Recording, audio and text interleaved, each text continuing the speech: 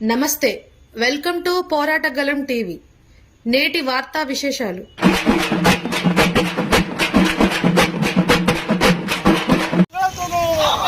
ఆదివాసులపై అణచివేతను కాపాడుకుందాం, దేశాన్ని కాపాడుకుందాం, ఆదివాసీ జాతిని కాపాడుకుందాం, దేశ వనరులను కాపాడుకుందాం, దేశ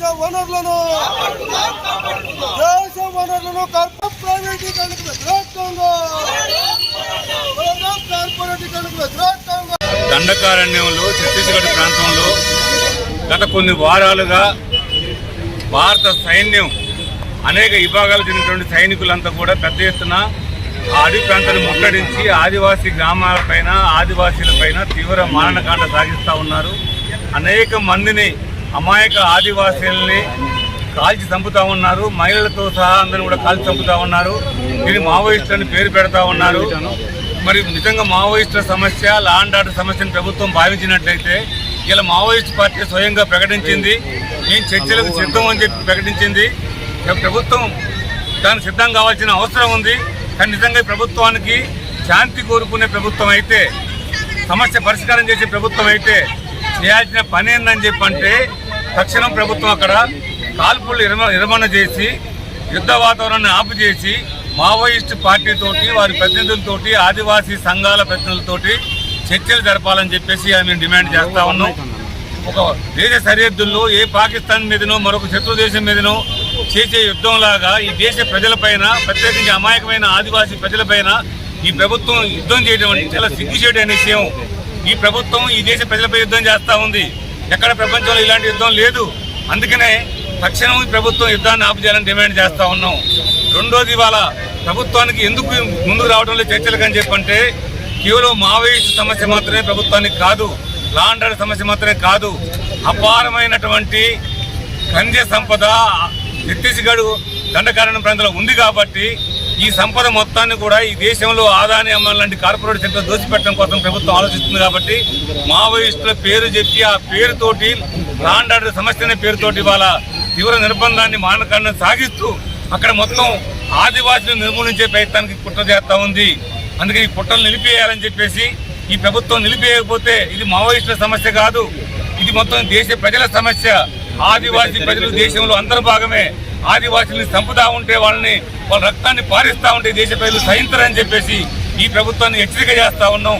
తక్షణం కాల్పులు విరమణ జరపాలని చెప్పి, చర్చలకు రావాలని చెప్పి ప్రభుత్వాన్ని డిమాండ్ చేస్తూ కర్రేగుట్టంలో ముట్టడించినటువంటి సైనిక బలగాలు మొత్తం ఎదిక్కి రావాలని చెప్పి ప్రభుత్వాన్ని డిమాండ్ చేస్తా ఉన్నాం. ఈరోజు మధ్య భారతదేశంలో ప్రధానంగా మతోన్మాద బీజేపీ ప్రభుత్వం 7 లక్షల సైన్యాన్ని ఈ ఛత్తీస్గఢ్ రాష్ట్రంలో దింపటం అనేటువంటి జరిగింది. ఎందుకు దించాదు, దీని లక్ష్యం ఏమిటి అనేటువంటి విషయాలకు వెళ్ళినప్పుడు ఈ రోజు ఏజెన్సీ ప్రాంతంలో 89 రకాల ఖనిజ సంపదలు అనేటువంటివి ఉన్నాయి. ఈ సంపదనంతా కార్పొరేట్ పెట్టుబడిదారులు ఎవరైతే ఉన్నారో వాళ్ళకి దారాదత్తం చేయడానికి మోడీ ప్రభుత్వం పూనుకున్నది. ఇది ఆదివాసీ గిరిజన చట్టాలకి వ్యతిరేకమైనటువంటిది, ఇది రాజ్యాంగానికి వ్యతిరేకమైనటువంటిది. ఇట్లాంటి వ్యతిరేకమైనటువంటి ఒక వైఖరిని చేపట్టినటువంటి ప్రభుత్వాన్ని ఆదివాసీ గిరిజనులు, మావోయిస్టులు, విప్లవకారులు ప్రశ్నిస్తున్నారు, వ్యతిరేకిస్తున్నారు.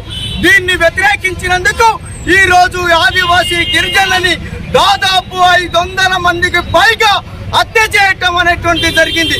దీన్ని తీవ్రంగా ఖండిస్తున్నాం. సైన్యాన్ని వెనక్కి తీసుకురావాల్సిందిగా డిమాండ్ చేస్తున్నాం. అలాగే మావోయిస్టులు చర్చలకి ముందుకొచ్చారు. చర్చలకి ప్రభుత్వం, కేంద్ర రాష్ట్ర ప్రభుత్వాలు ముందుకు రావాల్సిందిగా కోరుతున్నాం. దీనికి భిన్నంగా ఇదే వైఖరి అనుసరిస్తూ హత్యలకి పూనుకుంటే మాత్రం ఖబర్దార్ ప్రభుత్వం జాగ్రత్తగా వ్యవహరించమని చెప్పి మేము కోరుతున్నాం. ఈ ప్రభుత్వం వ్యతిరేకంగా జరిగేటువంటి దాంట్లో భాగంగా ఈరోజు ఖమ్మంలో శాంతియుతమైనటువంటి ర్యాలీని ప్రజా సంఘాలు, మేధావులతోటి నిర్వహించాం. ప్రజలపైన జరుపుతున్న దాడుల్ని ఇదే విధంగా కొనసాగిస్తే మాత్రం రానున్న కాలంలో ఈ ప్రభుత్వాలు తీవ్రమైనటువంటి పరిణామాలు ఎదుర్కోవాల్సి వస్తుందని చెప్పి తెలియజేస్తూ ఛత్తీస్గఢ్ కర్రెగుట్టల వద్ద సైన్యాన్ని మోహరించి మావోయిస్టుల్ని, ఆ ప్రాంత గిరిజనుల్ని నిర్మూలించాలని కేంద్ర ప్రభుత్వ విధానాన్ని భారత కమ్యూనిస్ట్ పార్టీ తీవ్రంగా ఖండిస్తుంది. వెంటనే కేంద్ర బలగాలు గుట్టల నుంచి వెనక్కి ఉపసంహరించుకోవాలి. చర్చలకు సిద్ధమని చెప్పిన మావోయిస్టులతోని వెంటనే చర్చలు జరపాలని చెప్పేసి డిమాండ్ చేస్తా ఉన్నాం. ఈరోజు సైన్యం అనేది సరిహద్దుల్లో ఉండి విదేశాల నుంచి మన సరిహద్దుల్ని దేశాన్ని కాపాడటానికి వినియోగించాల్సిన అవసరం ఉంది. అలాంటి సైన్యాన్ని సరిహద్దుల నుంచి ఉపసంహరించి దేశంలో గిరిజన ప్రజల మీద యుద్ధానికి తీసుకొచ్చి నిరాయుధులైనటువంటి గిరిజనుల్ని అకారణంగా కాల్చి చంపేస్తూ మధ్య భారతంలో అంటే ఈ అటవీ ప్రాంతంలో ఉన్న ఖనిజ సంపదల్ని కార్పొరేట్ పెట్టుబడిదారీ శక్తులకి కట్టబెట్టే దానికోసం ఈ ప్రాంతంలో ప్రభుత్వాన్ని ప్రశ్నించే వ్యక్తి లేకుండా ఆఖరి వ్యక్తి వరకు నిర్మూలించాలనేటువంటి దుష్ట ఆలోచనతో కేంద్ర బీజేపీ ప్రభుత్వం ఉంది. దీన్ని వెంటనే ఉపసంహరించుకోవాలని పౌర సమాజం ఈ ప్రభుత్వం యుద్ధం ప్రజల మీద చేసే యుద్ధాన్ని పౌర సమాజం ఖండించాలని చెప్పేసి ప్రజాతంత్రవాదులు వీళ్ళకి అండగా నిలబడాలని భారత కమ్యూనిస్ట్ పార్టీ తరఫున కోరుతూ భారతీయ జనతా పార్టీ నేతృత్వంలో మూడోసారి ఏర్పడినటువంటి కేంద్ర ప్రభుత్వం ఈనాడు మధ్య భారతదేశం నుండి ఏజెన్సీ ప్రాంతాల్లో 5వ షెడ్యూల్ను విస్మరించి 5-6 షెడ్యూల్ను కూడా పక్కకు పెట్టి దేశ చట్టాలను గిరిజన చట్టాలను కూడా పక్కకు పెట్టి వాళ్ళ ప్రాణాలకు విలువగా వెలకట్టి వాళ్ళ రోజుకు ఇంతమందిని చంపాలని నిర్ణయించుకొని ఇలా ఏజెన్సీ ప్రాంతాల్లో మారణహోమాలు సృష్టిస్తున్నటువంటి పాలకులకు ప్రజలు తప్పకుండా బుద్ధి చెప్తారు.